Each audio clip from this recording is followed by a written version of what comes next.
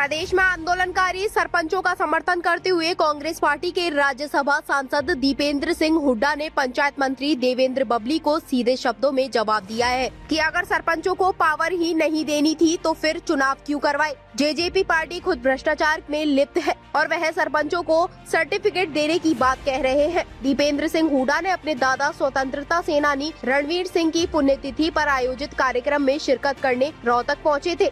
यही नहीं, उन्होंने अमित शाह की रैली को लेकर बोलते हुए कहा कि जनता ने अब यह बता दिया है कि किस तरीके से भाजपा जजपा गठबंधन की सरकार से लोग नाराज हैं। राज्यसभा सांसद दीपेंद्र सिंह हुड्डा ने कहा कि देवेंद्र बबली को जो पंचायत मंत्री हैं, अगर उन्हें सरपंचों को पावर ही नहीं देनी थी तो फिर चुनाव क्यों करवाए थे। पंचायती राज संस्थाओं में लोग उन्हें चुनते हैं जो जनता के काम कराने में सक्षम हो। आज सरपंचों को वह सर्टिफिकेट देने की बात कह रहे हैं जो गठबंधन सरकार में भ्रष्टाचार में लिप्त है। इस तरह के आदेशों से तो यही लगता है कि यह खुद भ्रष्टाचार करना चाहते हैं, क्योंकि जजपा गठबंधन के बाद प्रदेश की सरकार भ्रष्टाचार के मामले में नंबर 1 है। साफ तौर पर मौजूदा सरकार के दौरान शराब घोटाला व रजिस्ट्री घोटाला देखा जा सकता है। इसलिए वह मांग करते हैं कि सरपंचों को पावर दी जानी चाहिए। कांग्रेस पार्टी इन आंदोलनकारी सरपंचों के साथ खड़ी है।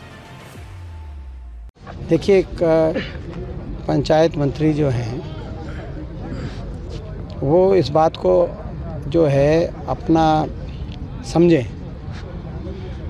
कि पंचायती राज में चुनाव व्यवस्था होती है, लोग फैसला करते हैं, लोग चुन के भेजते हैं पंचायत को, सरपंच को।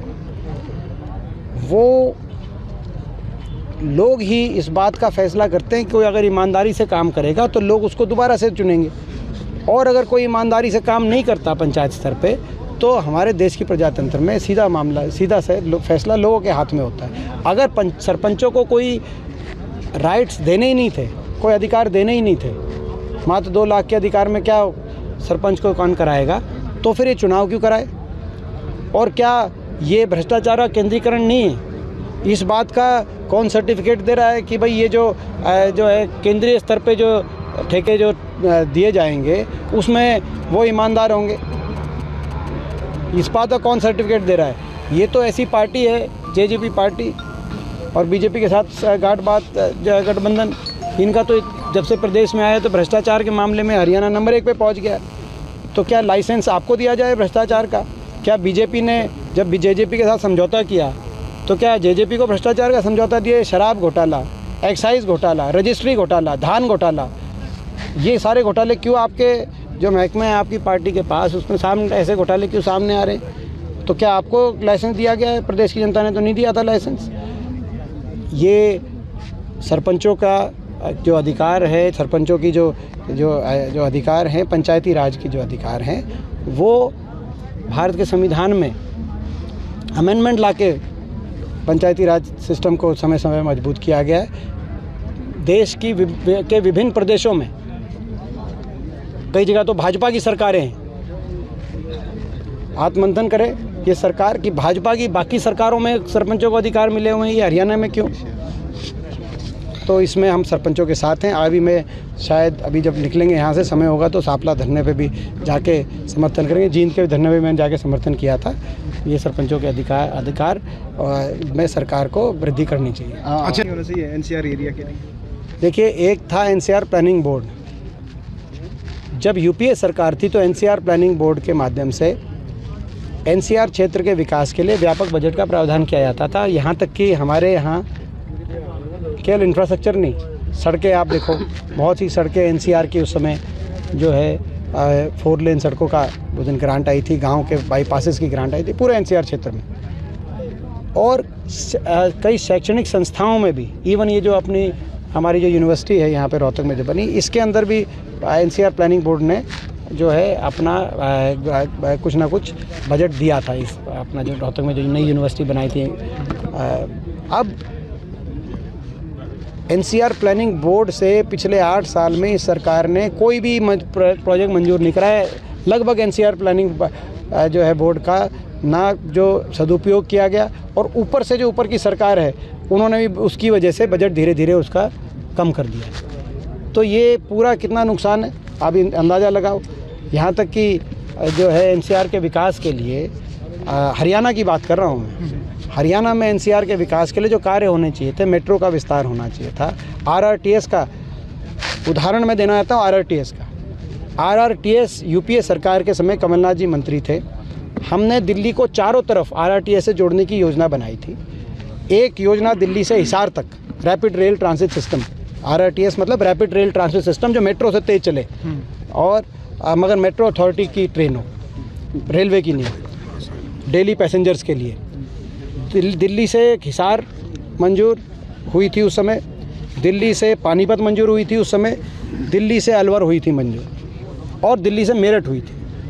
अब हरियाणा में ऐसी सरकार आ गई कि ये जो तीन थी, दिल्ली से पानीपत, दिल्ली से अलवर वाया गुड़गांव रेवाड़ी, और दिल्ली से हिसार वाया रोहतक, इन तीन का तो कहीं जिक्र ही नहीं। फाइल ही मुख्यमंत्री जी वही महम वाला सवाल करेंगे, रेल की लाइन वाला, मैं उनसे कहूँगा कि जी फाइल भेजनी पड़ेगी।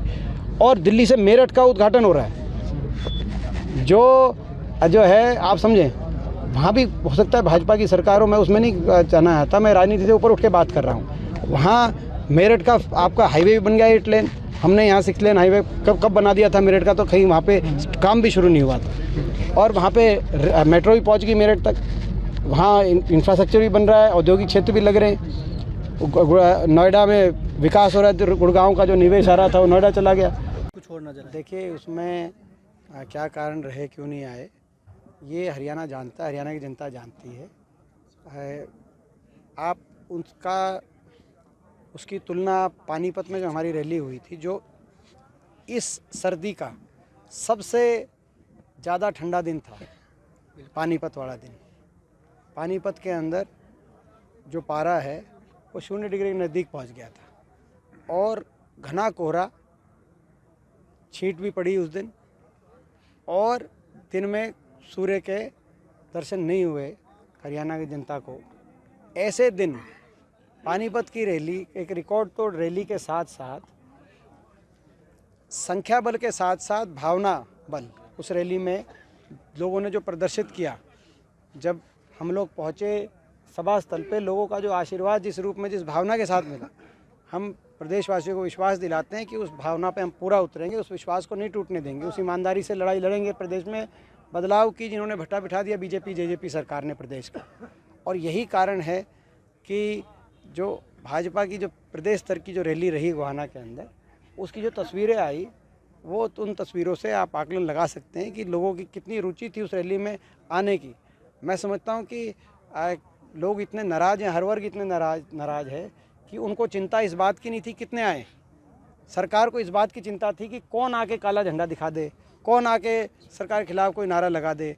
क्या सरपंच बैठे हुए हैं, कहीं सरपंच ना आ जाएं, क्या जो है गांव के चौकीदार बैठे हुए हैं, गांव के सफाई कर्मचारी अपना संघर्ष कर रहे हैं, क्या वो ना आ जाएं, क्या खिलाड़ियों का ऊपर इतना अपमान किया जा रहा है, कहीं खिलाड़ी ना आ जाएं, क्या किसानों से 750 घरों के चिराग बुझ गए, किसानों को ऐसा आंदोलन करना पड़ा, कहीं वो किसान ना आ जाएं, कोई गरीब आदमी ना आ जाए, कोई मनरेगा के मजदूर आज बैठे हैं अपना संघर्ष कर रहे हैं, आज मनरेगा के मजदूरों को बड़ा तिरस्कार झेलना पड़ रहा है हरियाणा के अंदर, मैट और मजदूरों को, कहीं वो ना। सरकार को इस बात की चिंता थी, ये नहीं था कि भाई रैली में कौन कितने आदमी आए, वो तो इनका तो जो मैं देख रहा हूँ पंडाल ही मतलब प्रदेश स्तर की रैली के लायक नहीं था, वो आपने भी देखा होगा। इस बात का मगर ज़्यादा था कि भाई कोई ऐसा ना आ जाए, और कहीं ना कहीं ये जो चिंता होना उनका लाजमी भी है, उनकी हम जो बीजेपी की जो बात है उसको समझते हैं।